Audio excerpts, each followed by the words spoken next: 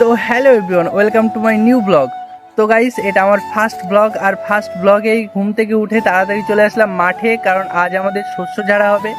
তো গাইস, তোমাদের যাদের গ্রামে বাড়ি তোমরা অবশ্যই জানো যে কীভাবে শস্য ঝাড়া হয়, আর যাদের শহরে বাড়ি তোমরা কিন্তু তেমনটা জানো না যে কীভাবে শস্য ঝাড়া হয়। তো তোমাদেরকে দেখানোর চেষ্টা করবো, চলো দেখানো যাক।